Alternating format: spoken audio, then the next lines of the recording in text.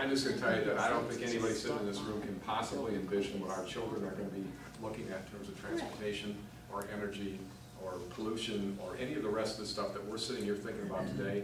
A generation from now, it's just going to be totally different. It just plain is going to be different. So.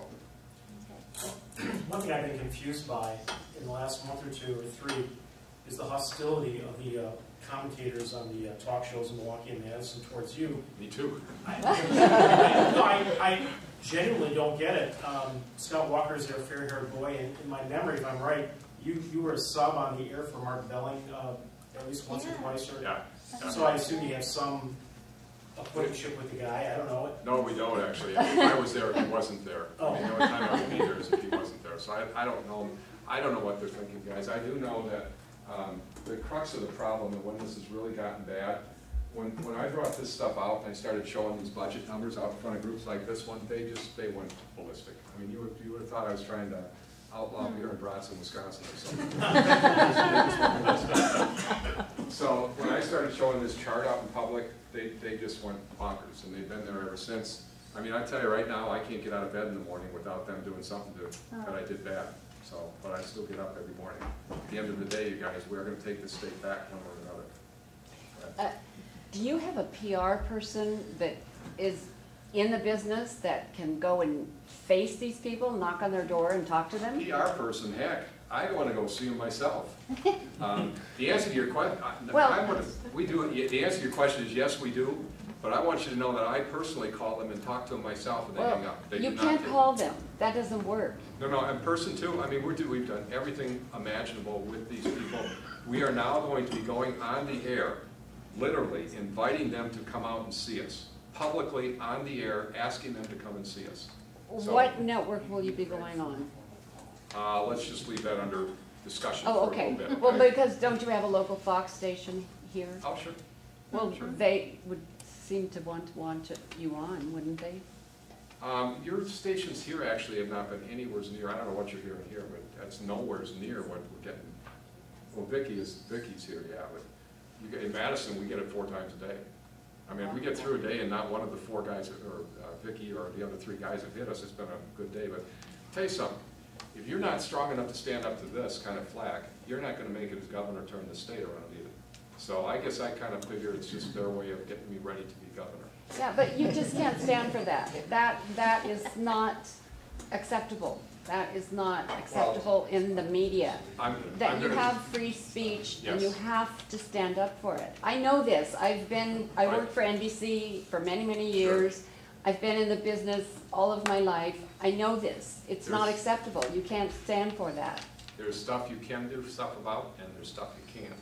And if you're going to be successful in this world, you better figure out what you can't fix and figure out how to get around the roadblock, or you better quit, one or the other. And I'm not very good at quitting. No, so don't quit. I'm saying you just have to break through.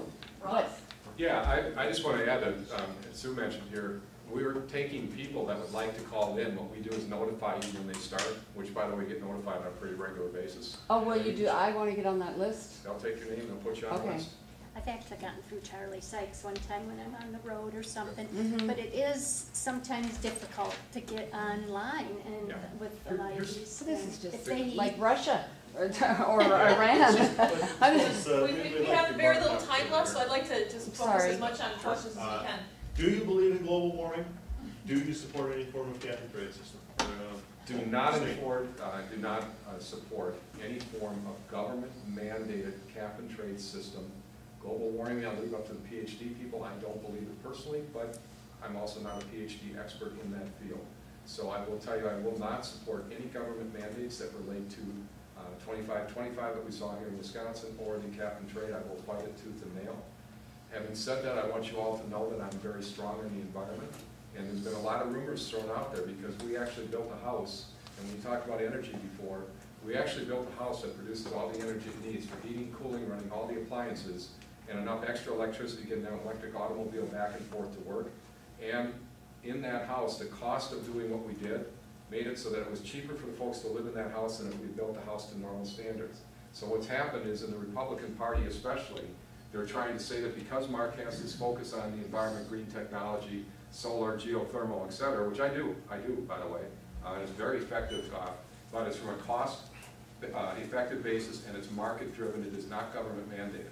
I think if the government quit the mandates and got out of the way and allowed us entrepreneurs to do our thing, we'd fix the energy problem and we'd fix the pollution problem if they'd just leave us alone. So the problem with that is that the Republicans, who would rather not see me in this race, then twist that back to be marks of global warming and for cap and trade. It's just plain not true. It's a very different approach. When you really think about that approach to the environment, it's pro-environment, very Republican in terms of business growth, market-driven, job creating, all of the things that we want to see happen. That's in that answer. And it's where we should be, and I'm not bashful about it. I think it's a very important part of our future. Where do you, let me just follow up with that then quickly. Do you, where are you on oil then? Because if you support these alternative methods, do you still think that oil is important and that we should be, for example, drilling and Sure. refining? Sure. This is going to change over a period of time. I mean, what's happening today, folks, and I'm seeing it firsthand. The change in the way we get energy is happening so fast around us, it's almost impossible to keep up with. Do we need to drill for oil? Yes, we do. We need oil right now today. There's no question about it. Are we moving to a society that changes from oil to something different? I can tell you for a fact, folks, it's happening. Whether any of us want to believe it or accept it or anything else, the market is driving it there. This house that we're talking about, we are now building more of them. We actually give you a guarantee you'll get no gas or electric bill. Just think about living in a house that when your We Energy bill comes, it's not a bill, it's a check. Or you don't have We Energy, you've got what? MG&E. MG&E. So instead of MG&E sending you a bill, they send you a check. Just think about this, folks. That's where we're going. You want a vision for where I think we're going to be? Mark my words. Inside of the next 10 years, what you think of as shingles, look out at that roof over there.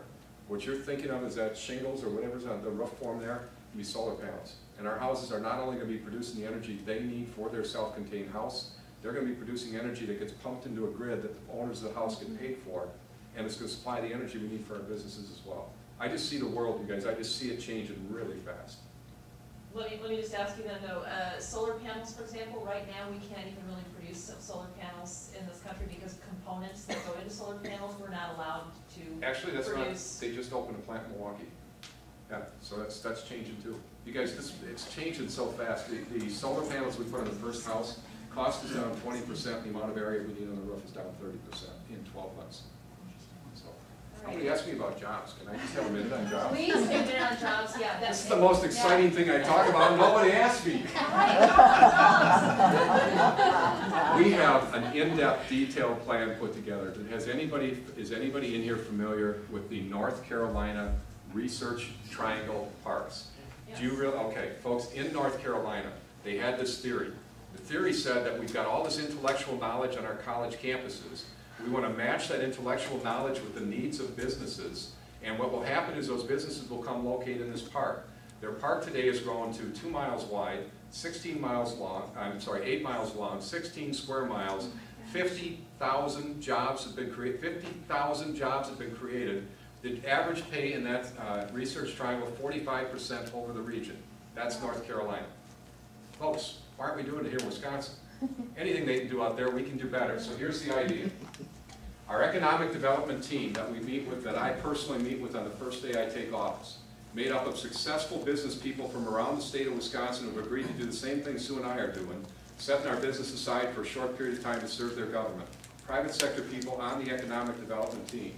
They go to our college campuses and they quantify the intellectual knowledge that we have on our college campuses. Every large circle you see here, folks, that is a 4-year institution that you all are paying for. Just look at them all that we've got here. Think of the wealth of intellectual knowledge that we have on our college campuses. And now think for a minute, we've quantified the PhDs, the knowledge that we have on these campuses. We now are sitting back here in Madison understanding what intellectual knowledge we have on our campuses, and we start matching business needs to the intellectual knowledge that we have on our campuses. The campuses then get research grants from these businesses, and the businesses locate in, I don't want one park in Wisconsin like they did out there. I would like to see us develop at least 10 of these parks around the state of Wisconsin where we can take advantage, talking too fast, sorry, I get very excited about this. If we develop 10 of those parks around the state of Wisconsin, and we take advantage of the intellectual knowledge that we have on our campuses where the professors, the PhD, are using their intellectual knowledge to provide the research and new product development for these businesses with grants from the businesses, one other very important thing happens in this plan. Our college students that are participating in this research under their professors, just think what happens when they graduate. They're already working in the area with experience in the research they need to go to work in that business park where the job already exists. So you're retaining people. Bingo. It's not just job creation in the state of Wisconsin, it's an opportunity for our children and our grandchildren to stay right here in this state.